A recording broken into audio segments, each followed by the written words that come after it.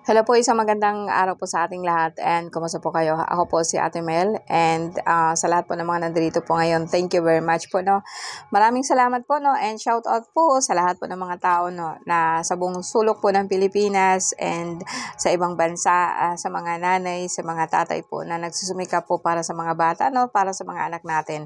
And doon din po lalo na po sa mga tao po na ngayon po ay talaga pong gustong makaahon and gusto pong magkaroon ng advance ba pagdating po natin sa negosyo, no? And so, isi-share ko po sa inyo guys ang paggamit po or tamang paggamit po ng sinukuan. And remind ko po sa inyo na ang sinukuan po natin is kakaiba, hindi po ito yung may cross at saka hindi rin po ito yung tinatawag po nating itim or dignum, no? Ang sinukuan po natin is kung sa paningin niyo is parang normal lang, pero malakas na malakas po siya. Marami po itong kagamitan, subalit ang i-share ko lang po sa inyo is specific lang po siya para po siya sa negosyo, para po sa pera, no? And but before that, no, let us declare the four names of God, Yod Hey Bab Hey, declaring His love, His protection to cover all of us. And of course, no, I also talaga pong pinupuri ko ang mahal na ama, mahal na ina, and mahal na anak. And of course, sa lahat po ng kalikasan po, no, buong puso po ako nagpapasalamat sa kanila at binigyan po ako ng pagkakataon po na makilala po ang bawat lakas, no, ng bawat nilalang dito po sa mundo po natin, no. And sa inyo guys, no, alam kung nakasubaybay kayo sa akin, grabe po kasi ang attachment ko pagdating po sa tinatawag po nating puno or punong kahoy, no. And I always believe po kasi from the beginning, nandyan na po yan sa Biblia. Nandyan na nga po yung mansanas, which is the tree. Kung pagdating naman po sa Buddhism, actually si Buddha is nagkaroon po siya ng enlightenment sa puno po ng kahoy. And may tinatawag din po natin na Kabbalah na siyang pinag-aaralan ko, which is also connected as the tree of life, no. So kaya pinag-aralan ko po talaga, no. So kung napansin po ninyo, wala po ako these last few years, no. And lahat po yun kasi nasa bundok kami po. And may mga time po na talagang nandiyan na po yung sinasabi po nating uutusan tayo, no, kailangan mong malagpasan ang lahat po ng mga pagsubok kung gusto mong kumuha po ng tinatawag po nating kapangyarihan po or something po na makakatulong po sa iyo. Sa akin, I respect really sa kalikasan. Parang sa akin kasi isang attachment ko sa kanila is very deep, no. And sa lahat po ng mga encantos, encantadora, sa lahat po ng mga is like, yeah, you know, pero hindi po tayo manggagaway. I promise you that, no. Sa ngayon po, alam kong marami sa atin ang nakakaalam po na ang sinukuan ay may cross. Wala pong cross ang sinukuan and marami po ako niyan. Kung cross lang po na may sinukuan, may alam po akong puno. Meron po akong puno dito sa bahay. Meron din akong puno dito sa may gilid lang po ng sapa, pero wala pong nakakaalam na may cross po siya. And hindi po siya sa lahat po ng pagkakataon may cross. May time po talaga na talagang ang cross niya masyado po siyang visible. Pero ginagamit ko din siya noon. Yes po, no. Pero sa ngayon, ibang klase po itong sinukuan, no. And as you know, naibigay ko sa inyo ang puting, ang itim po na sinukuan. So, sa ngayon po, meron akong 6 na klase po ng itim na sinukuan, pero iba't iba po ang lakas niya. And believe me guys, maraming klase po ang sinukuan. In fact, sa amin po, meron po kaming lahat ng kulay ng chakra, which is lahat po yan. Mula po sa puti and I think ang itim hindi po siya kasali, but since ang itim po kahit na anong klase pa ng kulay it absorb, so yun po ang sinasabi ko na pinaka-centralized po ng lahat po ng kulay itim. So kapag panghaluin mo ang itim at saka puti, actually magiging gray po siya. Sa totoo lang, batin sa astral po, talaga pong ang dalawang yan, parang yin and yang, babae at saka lalaki, or dark and white na pinag-isa. So, ito po yung pinakamalakas po na klase po ng medalyon na kung saan, kung gagamitin mo siya pagdating po sa palangga, no?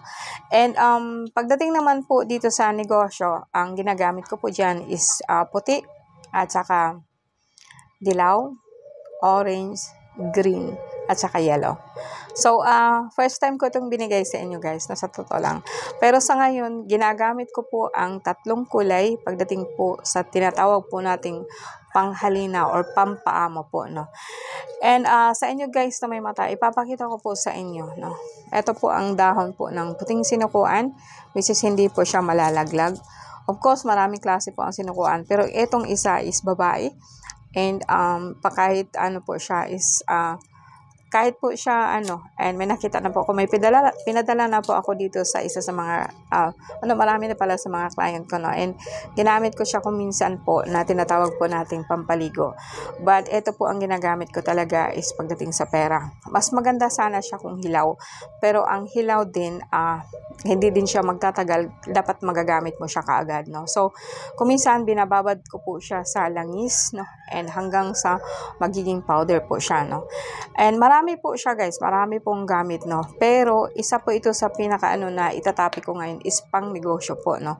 So meron po tayong tinatawag po na yellow, na kung titingnan po ninyo, no, hindi ko na po gagamitin ang dilaw po, no, ang dilaw po na dahon, pero ito po siya, kung titingnan po ninyo siya as yellow, and ang medallion ko po dyan is yellow din po ang kulay. And so kung gagamitin natin siya sa pampaamo, eto na po ang kinalalabasan niya, which is sa lahat siguro ng nakaantabay po sa akin, meron po tayong tinatawag po na powder or tinatawag po natin na press. Ganito po siya, no. Okay, so yan. So kung mapapansin po ninyo ang aking langis, meron po siyang ito yung tinatawag po na pag anuhin po ninyo siya is powder po siya sa ilalim, and wala po siyang expiration. So ito po ay ginagamit ko siya sa lahat ng iba't ibang klase po ng panggamot. And pero sa akin ngayon gagawa tayo ng specific po para po siya sa negosyo. And so as I said, no, gumagamit po ako ng dahon, powder at saka sanga. And actually eto na po siya. Ito po yung hindi pagawa. So lima po siyang sanga, and ang ginagamit ko ng klase po ng sinukuan, green, orange at saka yellow. So ito po yung laman niya, tapos binalit po siya ng puting kulay po ng dahon ng sinukuan, and dilaw po yung powder niya sa baba. Yan. And kapag kayo nakababad na po siya, ganito na po ang labas niya. Ang ginagamit ko pong instead po kasi na oil, gagamit po ako ng scented oil, which is lemon, which is also pampaswerte siya, and pomegranate. Ito po yung pinakamabenta ko, no. Kahit po sabihin po natin na iba po ang amoy neto, pero pagdating po sa ganito na, nag-iiba po ang amoy niya, no. So masyado na po siyang maamo. Iba na po, nag-iiba po siya ang kulay. So katagalan po siya, parang magpa-powder po siya, and sabihin ko din po sa inyo guys na in a long run, habang pong nadidissolve po ang dahon niya, lalo po siyang lumalakas, and lalo po siyang nag-i-stay po yung ang inaano ko lang po, please wag po siyang mabasag, kasi pag nabasag po siya, magbabago po talaga kayo ng bago. Hindi po siya pwedeng mabasag, hindi siya pwedeng ilipat. Okay, so ito paano siya gagamitin, kasi marami na pong kumuha nito. Basta ang laman po nito guys is itim, so sa lahat po ng mga mata, no, pwede po ninyong tingnan ito.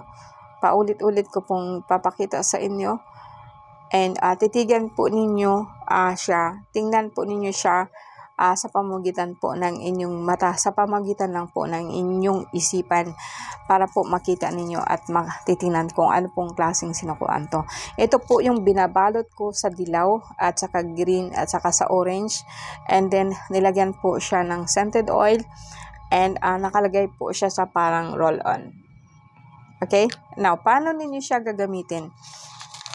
Okay, alam kong hindi kayo makakakuha nito sa iba. And alam ko din na walang sinukuan dilaw, orange po sa iba. And wala din po silang puti, no. Lahat po na may sinukuan ako na nakalaban ko po sa palangga sa astral, puro po yan itim, no.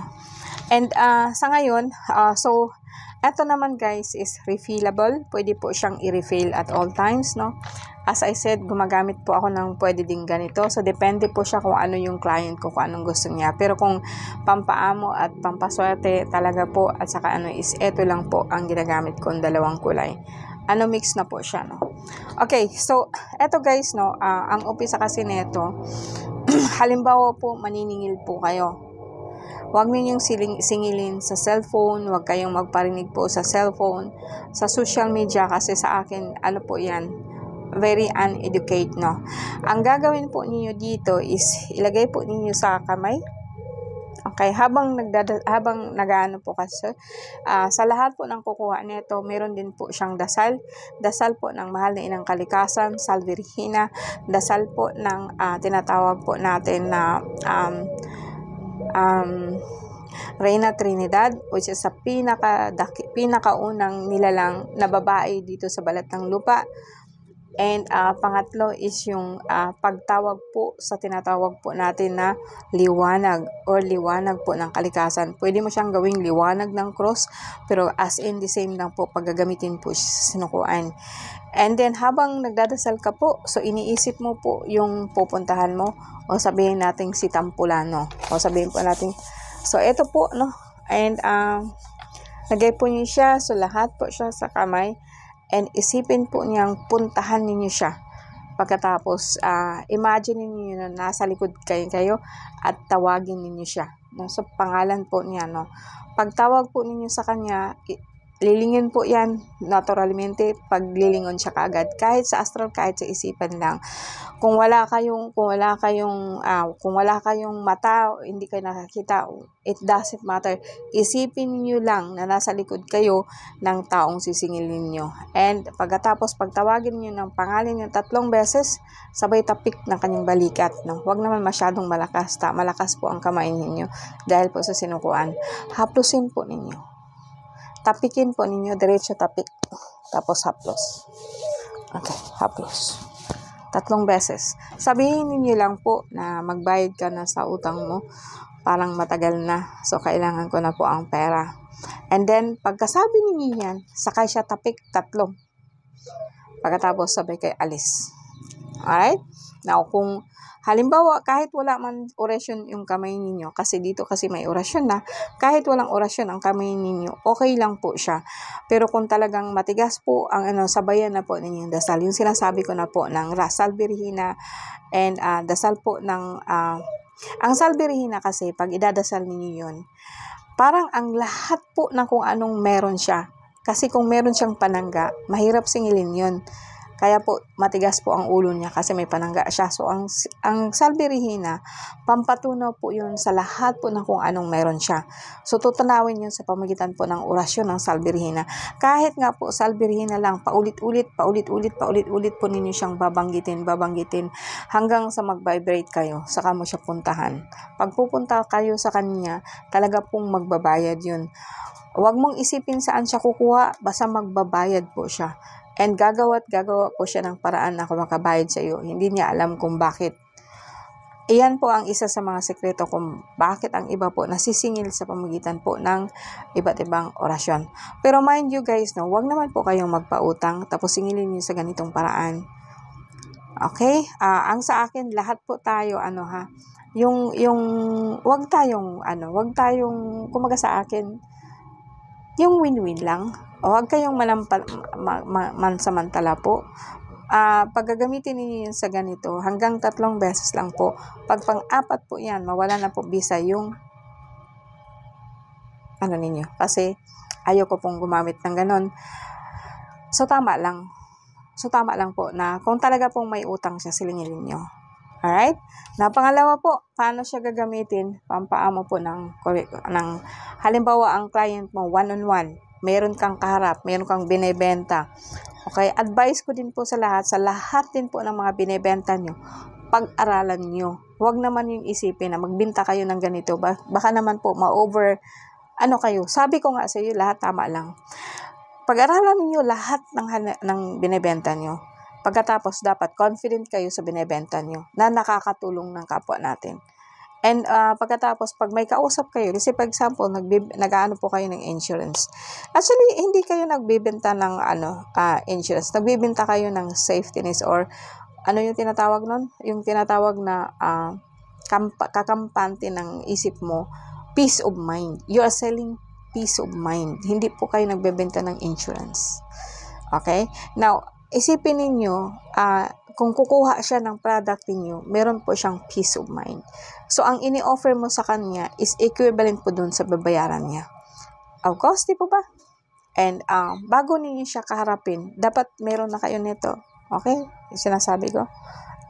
Orasyon, salve Regina, Mater Misericordia, Beta Dulcedo, Spes Nostra Salve, Ante Clamamus, Spes Speravi.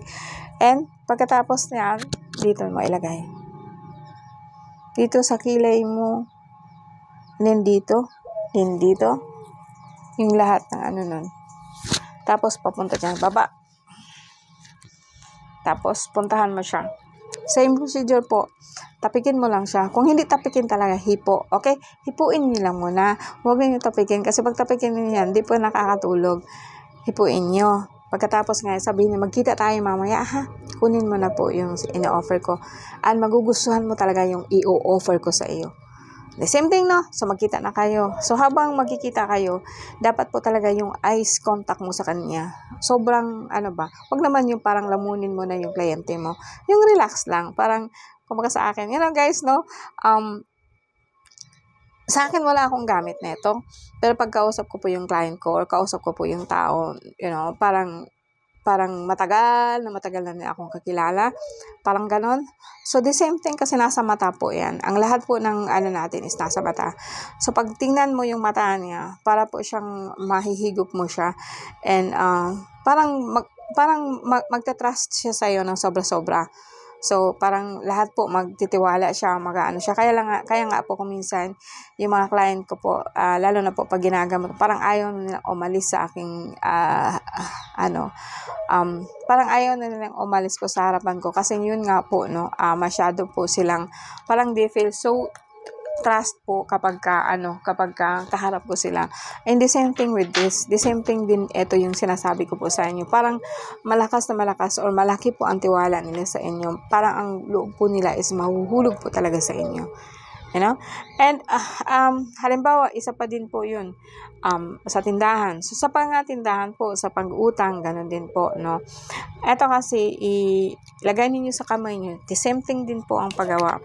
Parang nasa labas po kayo ng tindahan.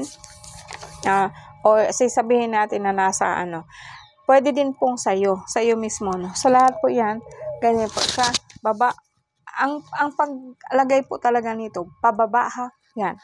Mula dito, baba. Baba po siya. Lahat baba.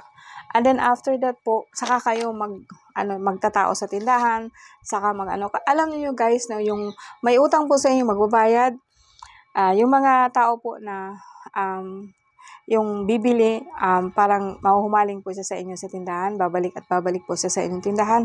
Of course, sabayan naman po ninyo ng ngiti, sabayan po ninyo ng magandang pag-aasikaso po ng mga client nyo, no? Huwag naman pong padabog, no? Kuminsan ako po yun, nagdadabog ako kapag sobrang pagod na.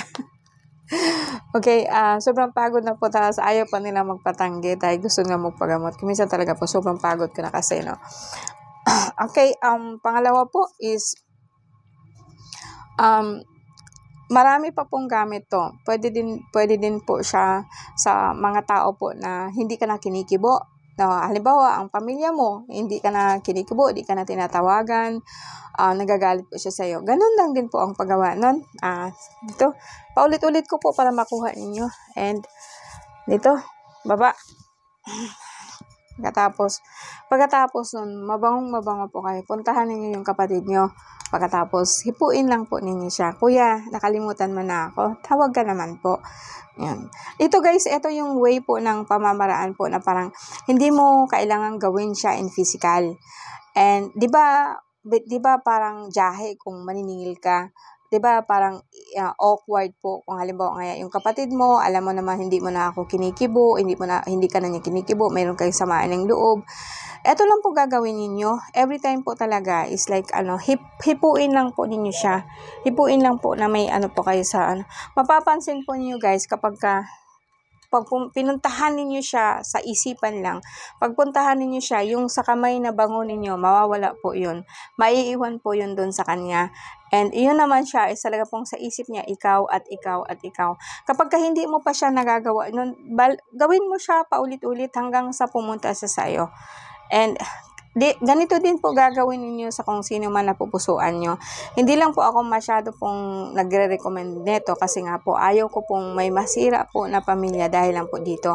Pero sa mga tao po na asawa mo, so yung mga yung umalis na asawa mo, pwede mo itong gawin sa kanya. Or pwede din po ito guys, pinakamalaga po sa inyo sa sarili nyo.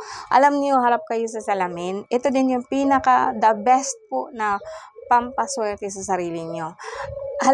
Harap kayo sa salamin, tapos parang ganun nga po, siya ganyan, tapos ayusin niyo, basta po mula buhok po, punta dyan, tapos parang gayumahin niyo ang sarili ninyo kasi ang the best po talaga na pampaswerte is yung you believe in yourself, parang nagagandahan ka sa sarili mo, parang may confident ka sa sarili mo.